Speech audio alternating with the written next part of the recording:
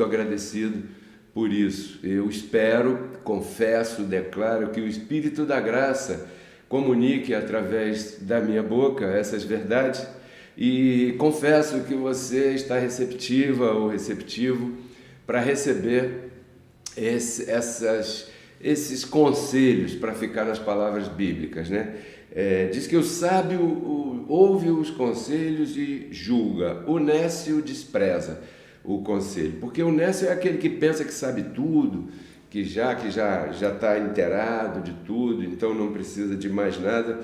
E aí eu aprendi uma coisa na vida muito interessante, ninguém sabe tanto a ponto de dizer que não pode aprender alguma coisa todo dia, com qualquer pessoa. Eu queria dizer para você que eu aprendo com todo mundo.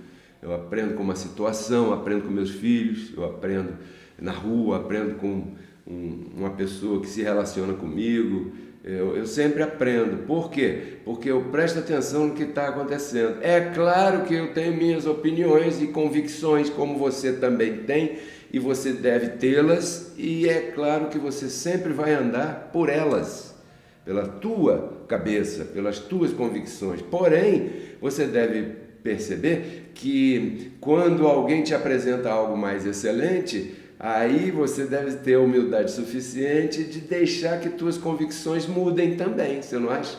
Então é assim que a gente vai vivendo e vai crescendo. E o que eu espero hoje é comunicar uma palavra para você que, além de te consolar, vai te dar mais convicção. Tempos de incerteza, nós estamos vivendo tempos de profunda, de grande incerteza.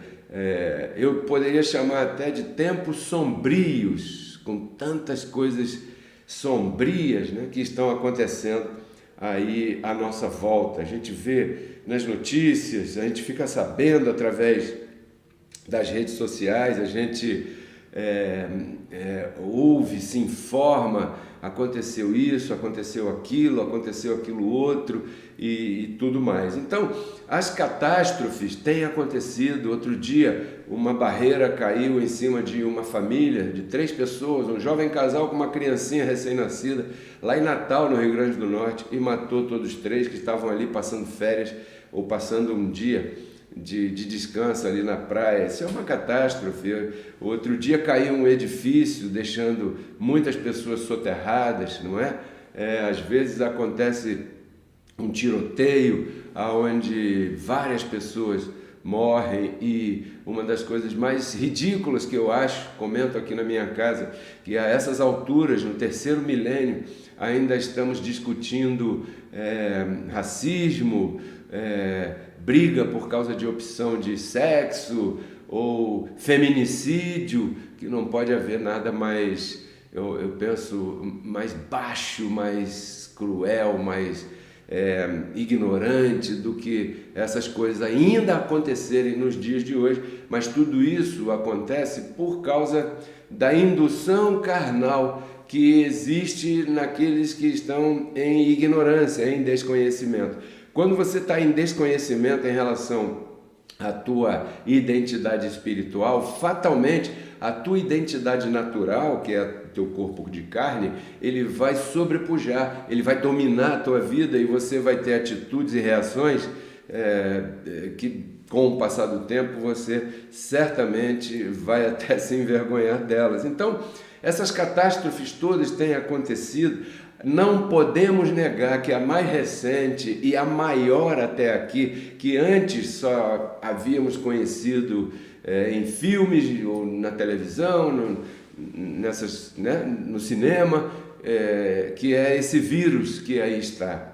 Nós nunca tínhamos, na verdade, vivido uma experiência dessa maneira. É um ser invisível a olho nu, mas que tem o poder de mudar os costumes do mundo inteiro.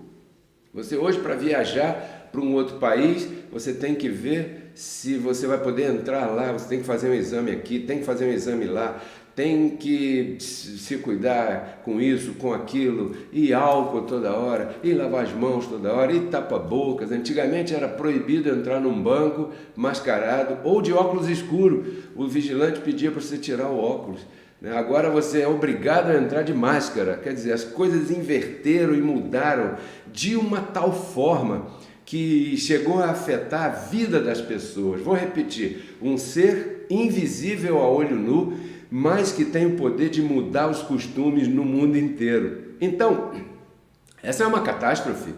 Isso é um acontecimento que está marcando o mundo, e isso vai ficar nos livros de história para o futuro, quando as futuras gerações forem estudar sobre essas de hoje. Eles vão encontrar isso, né, nos livros e muitas coisas que têm acontecido, estão acontecendo e ainda vão acontecer por causa desse vírus. Olha, por causa desse vírus, não negamos que ele existe, ele aí está. Eu não sou negacionista, eu não sou aterrorizado, sabe?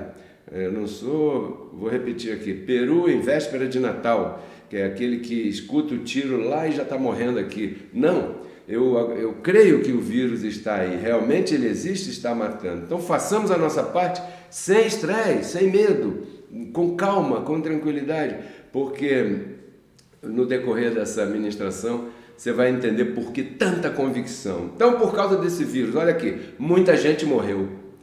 Eu conheço pessoas próximas a mim que morreram por causa do vírus do Covid-19, né, que foram para a nuvem de testemunhas. Muita gente está no hospital hoje, dia 14 de fevereiro, tem muita gente no hospital porque foi afetada por esse vírus que aí está. É claro que é muito mais provável que esse vírus danifique a vida de uma pessoa que já tem, principalmente essas três coisas, pressão, colesterol e o açúcar, né? Principalmente essas três coisas. Então, tem gente que está no hospital por causa desse vírus, né? Muitas empresas quebraram.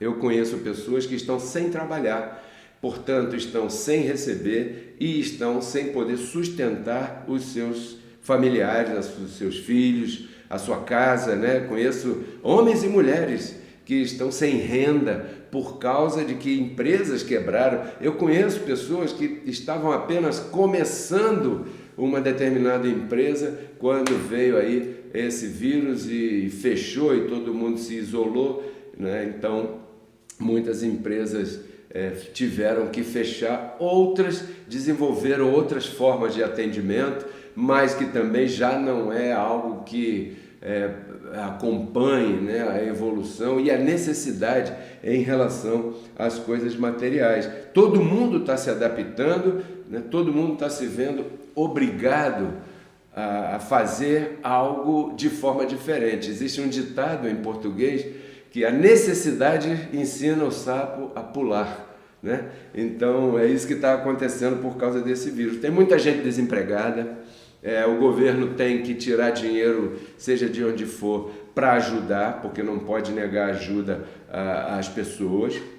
Então, os governos estão se vendo aí com bastante dificuldades, porque estão tendo que inventar fórmulas e estão também influenciando isso politicamente, utilizando essas coisas todas através da política ou com a política ou para influenciar na política com outros interesses. Muita gente está perdendo suas coisas. Eu também conheço pessoas que perderam algumas de suas coisas, tudo por causa de um ser que você não pode ver a olho nu, mas afeta a vida do mundo inteiro. Então isso causou, já temos aí um ano, né, uma grande incerteza a nível mundial.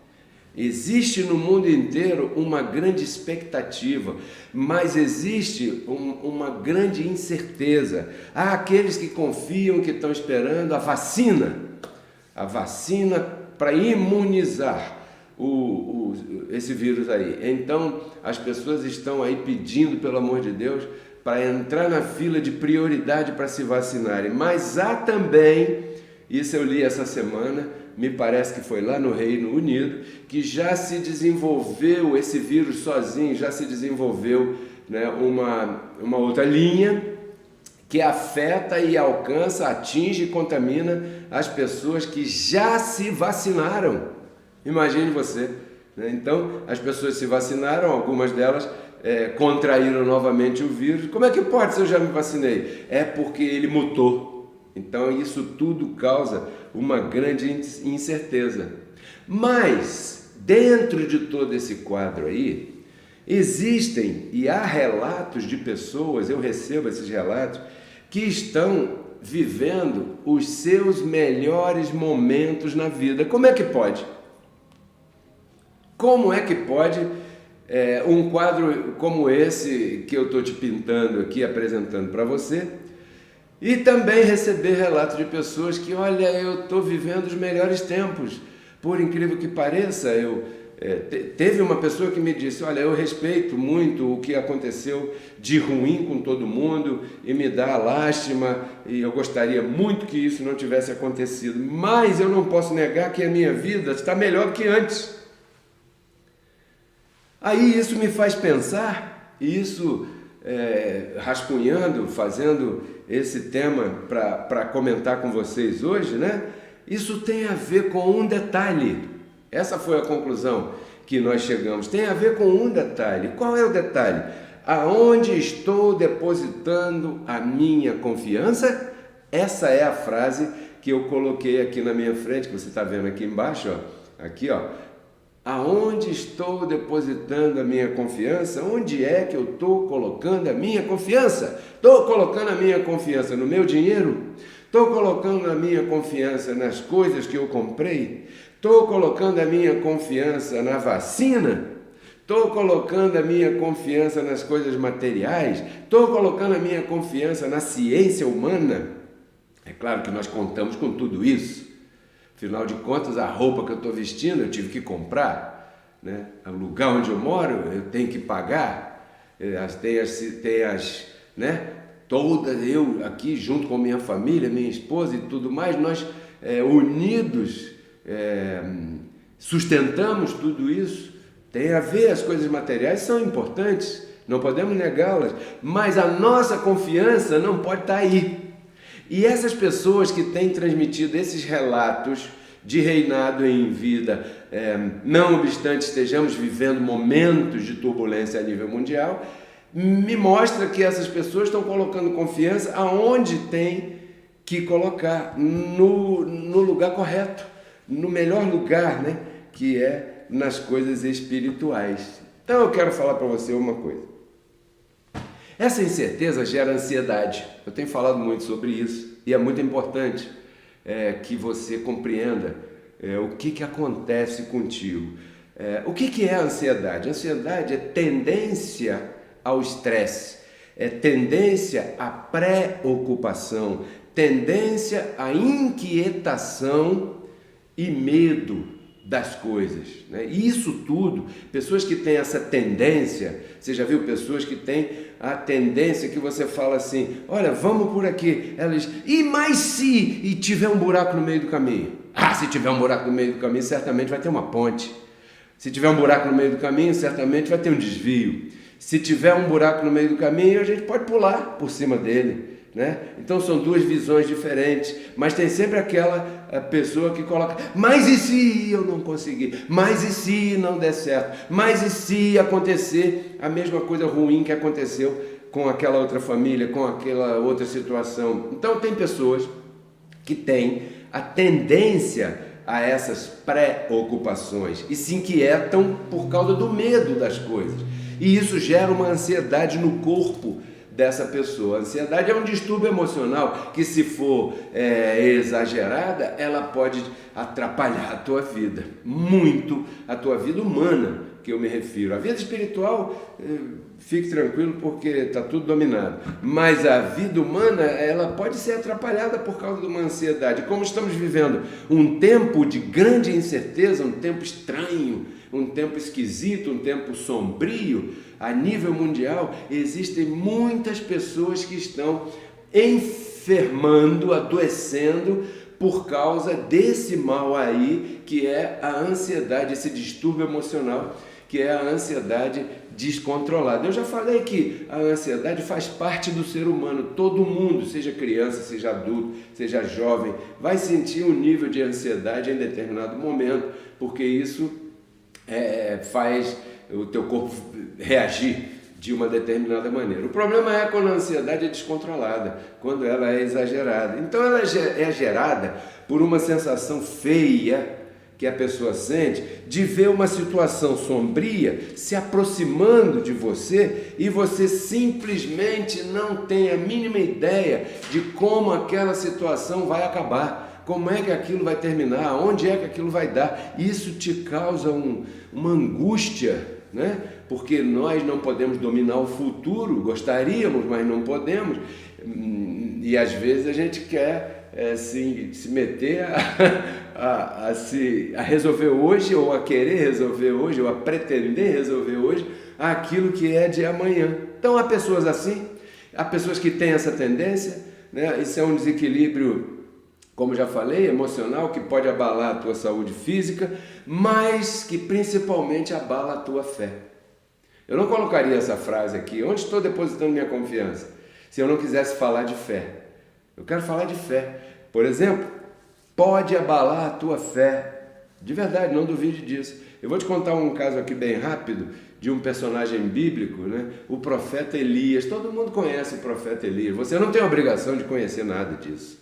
Por isso eu estou aqui e eu vou contar para você, nas minhas palavras, o que era, quem era essa pessoa, o que ele fez e o que aconteceu com ele por causa desse distúrbio aí. E você pode parar para pensar, peraí, você vai falar de profeta Elias, foi um homem poderosíssimo da parte de Deus, que nessa terra fez e aconteceu, fez chover, fez secar, fez chover fogo do céu, fez uma porção de coisas. O profeta Elias foi um homem que viveu num certo tempo, numa época em que o reino de Israel estava dividido e havia assumido o trono um determinado personagem, me parece que se chamava Acabe, e Acabe era casado com uma mulher chamada Jezabel, e o Acabe ele não seguiu os caminhos do Senhor nosso Deus, do Senhor Deus de Israel. Ele seguiu outros caminhos, idolatria e tudo aquilo lá. Se você quiser saber mais sobre isso, eu te sugiro que você leia em Primeiro Livro dos Reis, capítulo 18. É uma história bem bacana e você vai ver que ali você encontra um personagem poderoso, mas tão humano quanto eu, quanto você, que de repente quando você ouve falar de Elias, você o coloca num pedestal lá no máximo, inalcançável, né? Mas o que eu vou dizer para você e mostrar aqui para você, mostra que é uma pessoa comum, como eu e como você. Então um dia, estavam lá duvidando do Deus de Israel e então Elias chegou e se apresentou a esse rei e fez um desafio, falou, olha, vamos reunir todo o povo aqui que eu tenho algo para falar. E quando reuniu o povo, mais os 450 profetas dos deuses daquela época e mais os 400 outros profetas que a sua esposa Jezabel convivia e manipulava, quer dizer que eram quase 1000 pessoas, reúne esses homens todos aí no monte que vou fazer um desafio. E fez aquele famoso desafio e disse, olha, vocês façam aí, orem, peçam para o seu Deus para ele fazer cair fogo do céu e queimar isso aí. Fizeram lá um altar, botaram ali carne, botaram não sei o que, botaram uma porção de coisas e disse, o livro de Reis, né, um livro histórico que conta a história dos reis daquela época, diz que aqueles profetas ficaram rodando ali, fazendo sacrifícios pessoais, se cortando, penitenciando, para que o Deus deles consumisse aquele sacrifício. E passaram, e quando era já lá tantas horas, Elias começou a debochar, olha, é melhor vocês falarem mais alto, pode ser que o Deus de vocês esteja dormindo. Olha só, abençoado, quanto poder num homem diante de um monte de gente assistindo aquilo tudo ali, e ele ali convicto em quem ele depositava sua confiança. E daqui a pouco, olha, pode ser que ele esteja ocupado fazendo outras coisas e não vai dar tempo de atender o pedido de vocês. E debochou, e riu deles, até que aqueles homens cansaram, quando já era lá pelas tantas. Então Elias falou, faz o seguinte, põe mais água aí, coloca água de novo, e pela terceira vez, põe mais água. Colocaram tanta água que tinha uma vala em volta assim do altar do sacrifício e ficou cheio d'água aquilo ali. E disse então que Elias, com uma simples frase, sem gritar, sem fazer muito alarde, falou em nome do Senhor Deus. Então o fogo caiu do céu, consumiu o holocausto, consumiu aquela água toda, queimou aquilo tudo. Olha o poder do Elias. Você olha, caramba, se fosse agora, hoje em dia, né, alguém fizesse algo dessa natureza, você, rapaz, esse cara aí merece, eu não sei, ele não é comum, não é uma pessoa comum, não é uma pessoa que está em outro patamar, ou está em outro nível. Então, o que aconteceu? Ficaram envergonhados os profetas lá, e aí o que Elias fez? Você sabe o que Elias fez? Falou assim, viram? O povo que estava assistindo então clamou ao Senhor e disse, o Deus de Israel é o verdadeiro Deus e tal. Então Elias falou, então agora eu quero que vocês vão lá, prendam esses profetas de Baal e levem-nos para um determinado lugar. E assim fizeram. Sabe o que Elias fez? Diz o livro histórico que Elias os degolou. Quase 1000 pessoas, porque eram 450 e mais 400 da Jezabel. Olha que autoridade tremenda! E você, quando olha para Elias, você só vê esse lado. Porque você não continua lendo. Porque depois que subiu a ira na Jezabel, ela mandou uma pessoa, um mensageiro, levar um recado para Elias dizendo que ia matá-lo. Sabe o que Elias fez? Depois de ter feito fogo cair do céu, parar de chover, começar a chover, matou aqueles homens todos inimigos lá, degolou todo mundo, deu uma instrução e o povo obedeceu e prendeu aqueles profetas até que ele chegasse para degolá-los. Aí quando ele recebe uma mensagem dessa, sabe o que ele fez? Fugiu e foi se esconder. Por quê?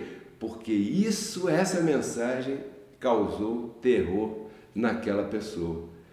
Talvez você receba um telefonema de cobrança de uma instituição financeira e se esconda, como Elias se escondeu na cova. E talvez por isso você sinta vergonha.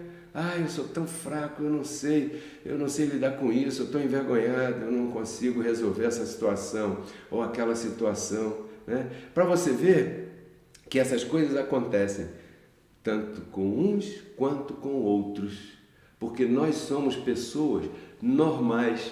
Não obstante, o Elias foi capaz de fazer tudo aquilo que ele fez. O que eu quero dizer para você é que esse mesmo poder que fez com que Elias agisse daquela maneira, né, quando desafiou aqueles profetas lá, é o mesmo poder que habita em você e que vai fazer você sair mais que vencedor lá na frente. Até porque mais que vencedor você já é. Elias não sabia que essa palavra viria de mais que vencedor e agiu daquele jeito. Você ainda tem a vantagem de que hoje você sabe disso aí. Então, Elias tinha tendência à inquietação e medo com as coisas ruins que se aproximavam ou que diziam que iria se aproximar. Eu quero dizer que você pode controlar isso. Tem gente que fica orando para Deus controlar a sua mente, a sua vida. Isso está errado. Tem coisas que você não tem que orar, você tem que atuar, você tem que agir, você tem que tomar uma atitude. Como eu já falei, se você é papai e mamãe e quer o reconhecimento dos teus filhos, não os leve à ira, não produza ira na vida dos teus filhos. Assim disse o apóstolo Paulo, né? Se você é filho e quer viver muito, muito, muito, honra pai e mãe, não tem que orar. Senhor, aumenta meus dias. Não, isso está errado. Se você quer prosperar, você não tem que ficar pedindo a Deus uma moedinha. Nada disso, isso tudo está errado. Tem coisas que você tem que agir. tem coisas que você tem que fazer, né? Porque viver com medo, viver agoniado, viver atribulada com ansiedade, com estresse, com tudo isso, falta de apetite e aquela preocupação sempre olhando o que pode acontecer ou não, isso não é reinar em vida, porque a vida é linda e você tem que vivê-la. Para reinar em vida é necessário fé.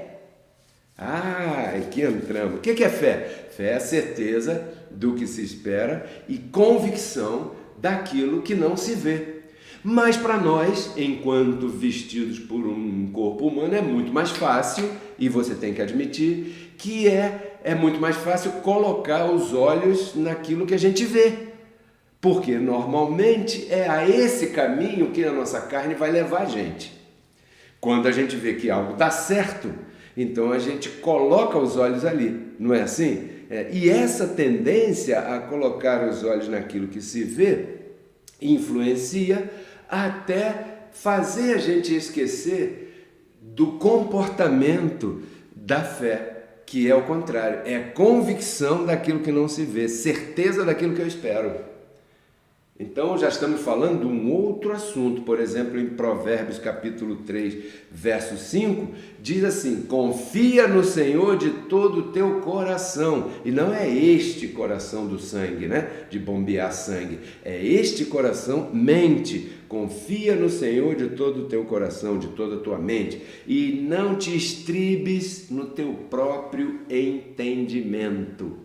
Porque, como eu falei no início, o entendimento que a gente tem nos leva a ter opiniões, conceitos, não é? Então, se você se estribar no teu conceito, esse é o teu limite.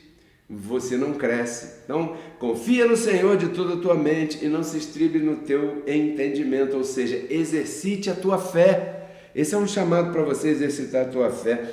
Ou melhor, permita que a tua fé sobrepasse a tua razão, porque é próprio você ter o teu pensamento, como eu já disse, e viver por ele, a tua razão, e decidir tuas coisas por aquilo que você pensa, por aquilo que você acha que é certo, por aquilo que você tem convicção, que você conceitua até aquele momento ali. Mas quando se fala de fé, você deve permitir que essa fé sobrepasse a tua razão, porque senão você não evolui. Né? O problema, aí me desculpe aqui, porque aqui cabe a palavra problema nesse momento. O problema é que, como a fé não é de todos, se você quiser a evidência, está lá em 2 aos Tessalonicenses capítulo 3, verso 2, a fé não é de todos, sempre haverá aquela pessoa que vai se aproximar. E dependendo da tua medida, essa pessoa pode te desviar da fé. Desviar da fé. Já ouviu falar isso? Fulano se desviou da fé. E desviando-se da fé, a pessoa não perde a sua salvação espiritual, mas perde a sua salvação diária. Eu queria lembrar que nós temos 3 fases da salvação. Toda vez que você vir na Bíblia a palavra salvação, busque o contexto antes e depois, o contexto anterior e o contexto posterior. Porque existe a salvação espiritual que nos foi dada antes de nós nos chamarmos Pedro Kelly, ou Margarita, ou Andrés, ou Caio, ou Idalide, ou Maria Cândida, ou Cleia, ou Rosana, ou Joelson, ou André Amorim. A salvação espiritual foi dada antes. Então essa é a primeira fase da salvação. Logo nós fomos vestidos de carne, e aí entra uma segunda fase da salvação, que é a salvação diária, aquela que o apóstolo Paulo disse assim: cuidai da vossa salvação com temor e tremor. Esta salvação que o apóstolo fala não é a salvação espiritual, é a salvação diária. Cuide do teu bem-estar, da tua vida, dos teus entes queridos e tal. É essa salvação. E tem a salvação futura, que é a transformação desse corpo, a qual virá no momento que o Senhor sabe. Então, desviando-se da fé, você não perde a salvação espiritual, você perde a salvação diária. Perder a paz gerada pela convicção, produzida pela fé, isso é abalar a salvação diária. porque você não andar em paz, você está correndo perigo, né? Então, e é disso que se trata essa ministração e essas palestras desse canal aqui. Ativar em você a tua salvação diária. Tem alguns elementos que fazem parte da tua salvação diária. O primeiro deles é o Evangelho, porque o Evangelho é uma carta constituída, é uma constituição que mostra a tua posição espiritual e mostra teus direitos e teus deveres. Todo país tem uma Constituição. No Brasil, nós temos a Constituição de 1988, me parece que é a mais atual, a versão atual, né? O novo pacto dele. Ali estão os direitos e deveres dos cidadãos brasileiros. Ok, essa é a Constituição. Como você é um cidadão dos céus, a tua Constituição espiritual está de Romanos a Hebreus. Ali está a tua posição como cidadão dos céus, portanto, uma posição celestial e espiritual. Estão ali os teus direitos e também estão os teus deveres. Não esqueça que tem dois lados, os direitos e os deveres. Então, essa é uma ferramenta que ativa a tua salvação diária, desde que você conheça. Quando você conhece as leis do teu país, que estão na Constituição, você pode andar mais tranquilo, verdade? Quando você conhece as leis espirituais da tua pátria celestial, você então vai poder exercitar a tua fé e andar mais tranquilo. Confia e repousa, confia e descansa. Essa é a palavra. Então há muitas pessoas salvas espiritualmente, né? Mas totalmente perdidas diariamente. Que coisa, né? Salvas espiritualmente, perdidos diariamente. Que são pessoas amedrontadas pelas circunstâncias diárias, assim como em dado momento aconteceu com o profeta Elias e com outros personagens, grandes personagens bíblicos históricos que você encontra, por exemplo, na Galeria da Fé, lá em Hebreus capítulo 11, você vê que o escritor aos Hebreus, ele cita vários nomes, e eram pessoas iguaizinhas a você. Ele cita Abraão. Abraão é chamado pai na fé, mas Abraão duvidou que conseguiria ser pai naquela idade toda, e deitou com a empregada. Em outro momento, ele mentiu, dizendo que sua esposa era sua irmã, com medo daqueles outros homens que estavam naquela região, que lhe pareceu perigosa. Ele sentiu medo e mentiu ali, e outras coisas que ele andou fazendo por lá, como você pode encontrar. E, no entanto, Davi, um homem que cometeu tanta coisa e ao mesmo tempo teve o seu lugar considerado pelo próprio Deus, mas uma pessoa que falhou tanto assim como eu, como você. Então, abençoado, nós estamos falando aqui de coisas que são corriqueiras, coisas que têm a ver com o nosso dia a dia, o nosso viver diário, né?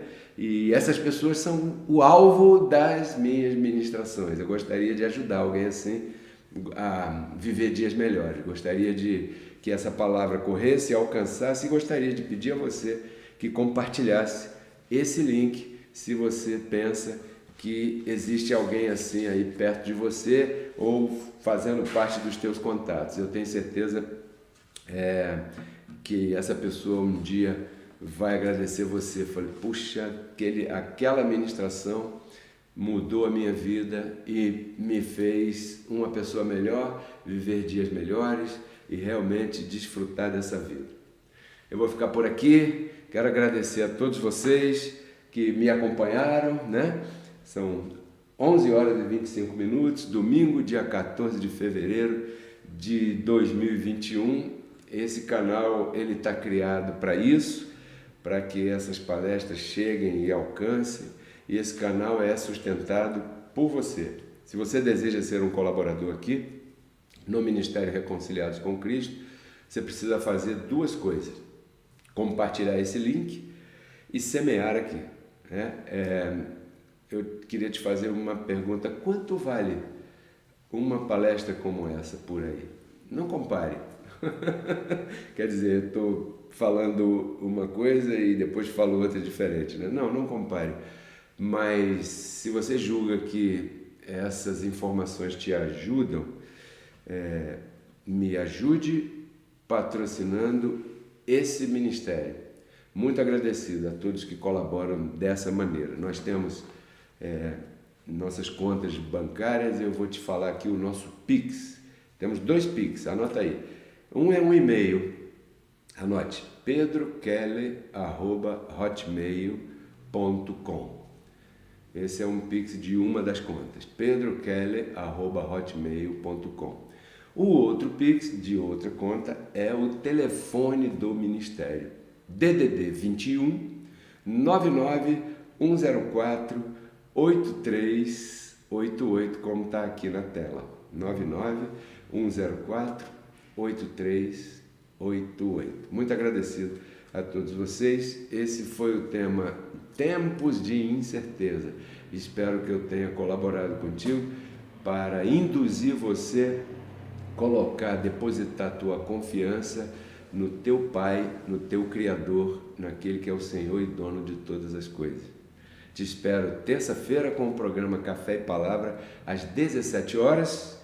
E tudo isso eu compartilho contigo porque eu quero que você renove tua mente para poder transformar a tua vida. Até a próxima. Tchau.